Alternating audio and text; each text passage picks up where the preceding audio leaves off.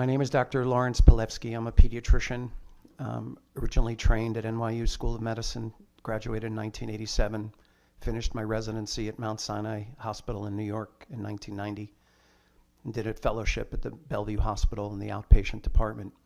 The first 9 years of my career were spent in ERs, running an intensive care unit, working in a neonatal intensive care unit, working inpatient in the hospital, working in a clinic, and then eventually having a private practice. In 1983, when I started medical school, I was taught vaccines were safe and they were effective and give them. But I was not taught about any of the science around their safety or any of the studies around how safety were done. And it wasn't until 1998 that a mother came up to me and said, "Dr. Larry, did you know that there's mercury in vaccines?" And I said, "No, I did not." And as a medical student, I was trained to critically think. If you see an observation, you go after it and try and figure out if there's a question to ask. So instead of just ignoring it, I looked further into the vaccine ingredients. And I found that there were a number of vaccine ingredients that in animal studies were proven to be very dangerous to animals. And I didn't understand why these same ingredients were actually in vaccines. I was starting to hear stories from parents, not dozens, not hundreds, but thousands of stories from parents who took a very healthy child into their doctor's office and then found that their child lost much of their health, whether it was their speech, whether it was seizures, whether it was death, whether it was asthma, allergies, eczema, whether it was autism, whether it was learning disabilities, whether it was inflammatory bowel disease, autoimmune diseases.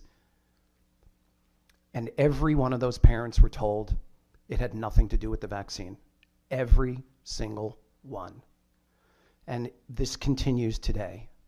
But yet, when I look at the ingredients that are in the vaccines, I have the science to actually explain how these medical problems could be happening in these children.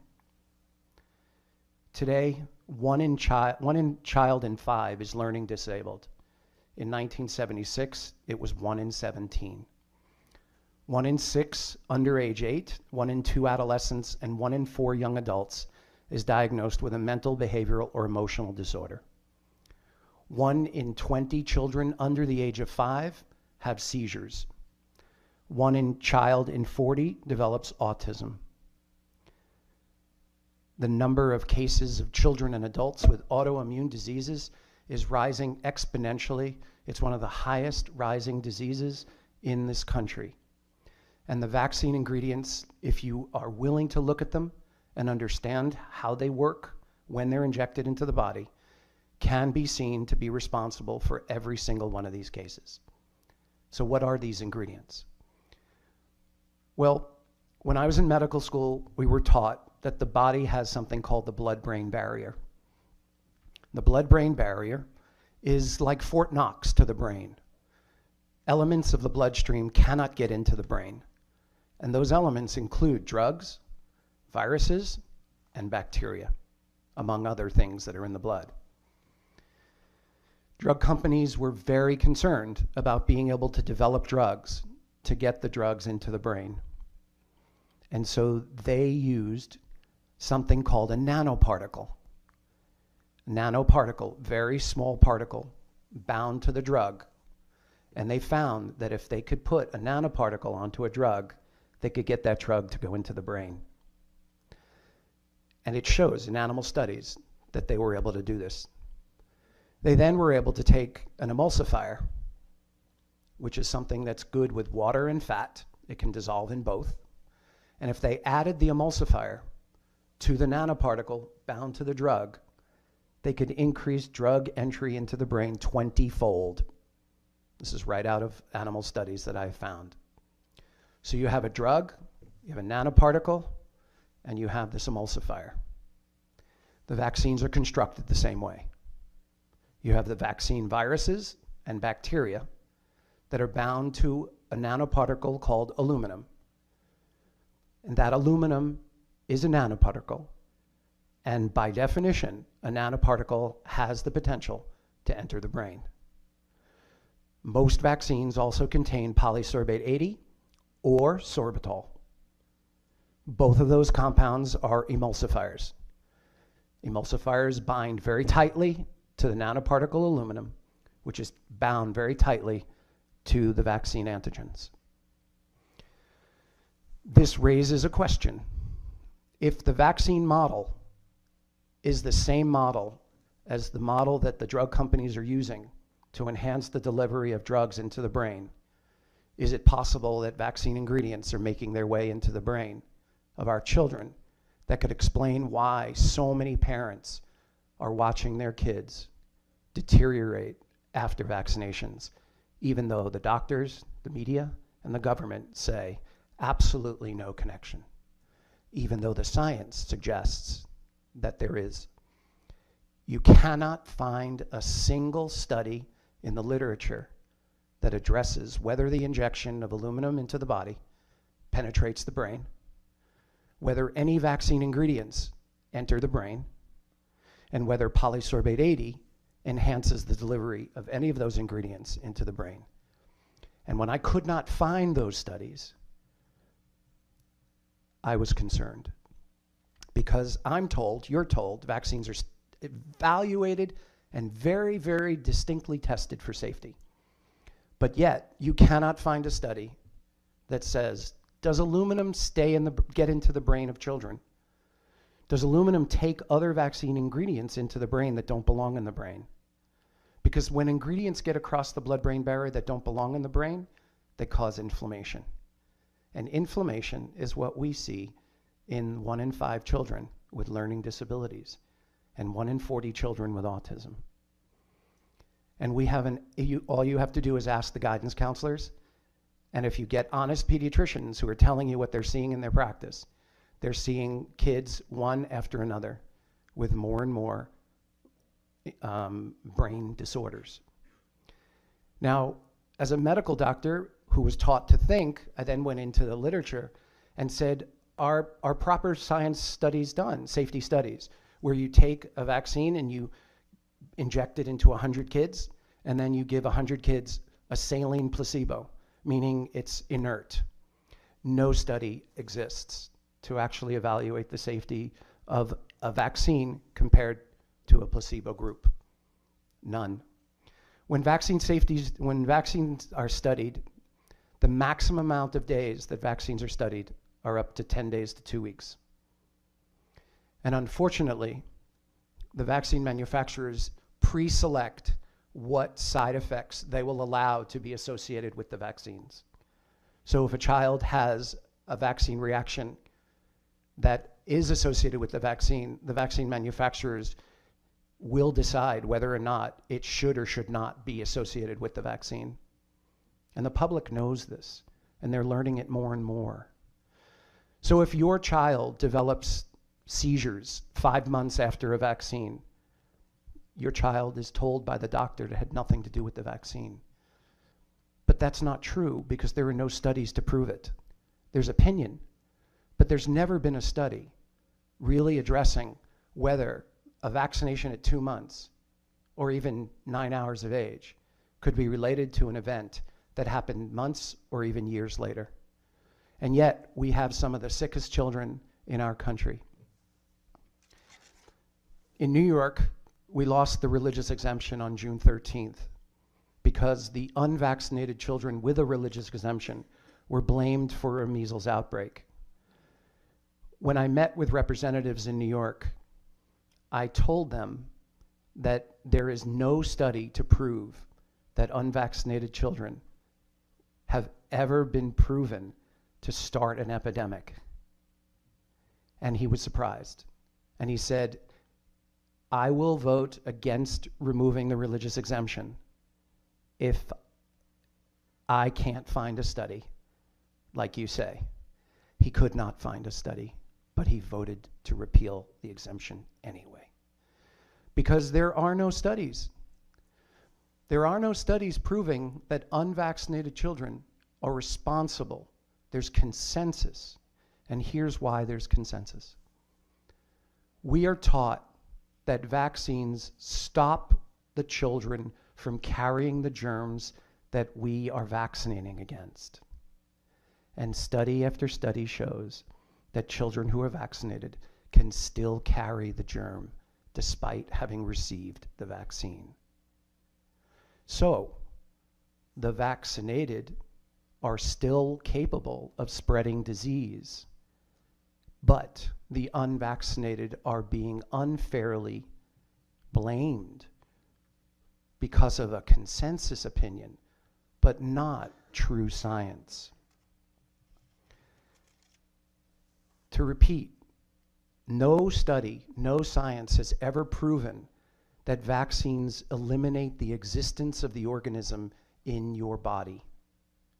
If anything, science is showing that the vaccines cause the organisms to mutate. And there are plenty of articles showing that strains are replaced by new strains after vaccination, similarly to the way antibiotics are bringing about new strains of bacteria because of the overuse of antibiotics. So why are we blaming the unvaccinated children? No study has ever been done in this country appropriately to address the health outcomes of children who are vaccinated versus the children who are unvaccinated. I have been seeing families in my practice for over 20 years that have opted out of vaccination. They are the healthiest children I have ever seen. I have families who have older children who have been vaccinated, middle children who have been partially vaccinated, and then younger children who have not been vaccinated at all. And those families are rising in number, and they see the difference between the health outcomes of their younger children who are rarely sick versus their older children who are getting IEPs in schools, needing medications, ERs, and constant health issues. And all I get when I hear that, when I state something like that, is, well, that's anecdotal. Well, it's anecdotal if you see it a couple of times, but it's not anecdotal when you see it for over 20 years, and when you speak to parents, and when you speak to teachers, and when you speak to guidance counselors, and when I speak to pediatricians who are too afraid to come out in public. There is pressure to ostracize the families who know the science and know the lack of science that's available. There's a lot of consensus. And when I think about the subject of vaccination, I want to ensure that if we're going to prevent infectious diseases in children, that we don't create something worse in its place. Unfortunately, we're dealing with a lot of beliefs instead of actual science. And beliefs go a long way. I took the oath of first do no harm, but when I look into the science and I don't see long-term studies, and I see only short-term studies up to 4 to 10 days where the side effects are manipulated by the manufacturers, who are the only ones doing the studies on the vaccines. And when I see no placebo groups, and I see no studies of the single ingredients or the combined ingredients, and I see the science, the biochemistry of the ingredients in animal studies, where animals who are given the aluminum are found to have motor delays and behavioral problems, which is a great deal of what we're seeing in children today. I say, are we first doing no harm? And so, first do no harm means the precautionary principle. And more parents are understanding the dangers of vaccines, and that's why we're seeing such pressure to mandate vaccines, because more of the science is coming out. In order to create herd immunity, you have to be able to prove that children who are vaccinated are immune.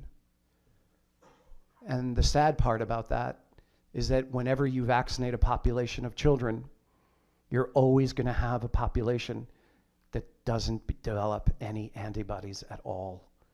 The estimates of that are about 10%, that vaccines will fail in 10% of the population. Vaccination, no antibody production. But the next group is even more suspicious, Because when you vaccinate and you do produce an antibody, there is science to show that the presence of an antibody doesn't guarantee immunity either.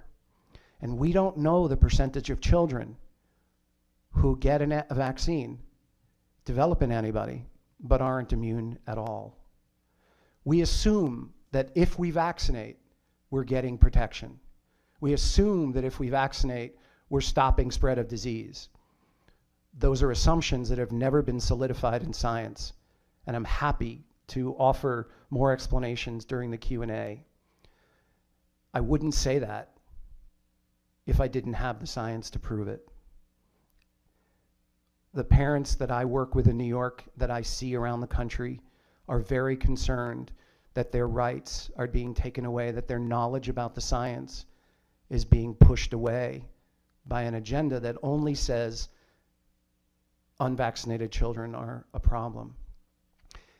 Just to wrap up, in New York when we had the measles outbreak, in California when they had a measles outbreak, there were 194 cases.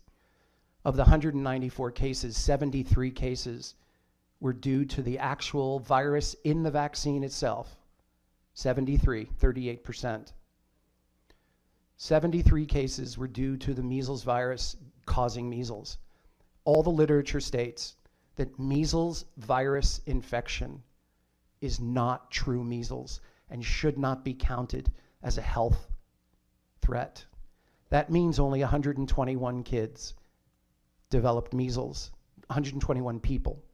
New York State did not do the proper testing that's given down by the CDC to test every child to see if the children had measles strain, wild type measles, or a mutated measles. There are cases around the country and around the world where in a 95 to 98% vaccinated population, they had measles outbreaks because they found mutated viruses. There, as I said before, there are cases where the virus mutates, where there are strain replacements. New York State did not do the proper testing of the 1,000+ young children and adults who came down with measles. They wrote a little blurb on the CDC website of the 2 wild viruses that were responsible for the measles outbreak. But we in New York know that the testing was not done.